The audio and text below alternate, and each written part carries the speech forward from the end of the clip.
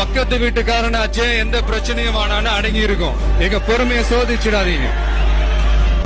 அதாவது ஏதோ வந்தோம், கூட்டம் கூடணும், உணர்ச்சி வசமா பேசணும், கலைஞ்சி போனோம்னு இல்லாம இந்த மாதிரி சின்ன சின்ன செயல்கள்ல நம்ம ஈடுபடணும். அது அவசியம். நான் ஒரு சின்ன ரிக்வெஸ்ட் உங்க எல்லாருக்கிட்டையும் கேட்டுக்கிறேன். இது நான் முன்னாடியே சொன்னதுதான். இந்த மீனவர்களுடைய பிரச்சனையை குறித்து மாநில அரசுக்கும் மத்திய அரசுக்கும் தந்தி அனுப்புங்க. நீங்க நாளை காலையில அனுப்ப போற ஆயிரக்கணக்கான லட்சக்கணக்கான தந்திகள் பிரதம மந்திரியின் வீட்டு கதவையும் தமிழக முதல்வரின் வீட்டு கதவையும் தட்டட்டும். ஒன்னே ஒண்ணு மட்டும் நான் சொல்றேன்.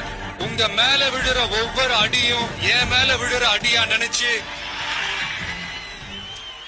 உங்களுக்காக நான் போராடுவேன்.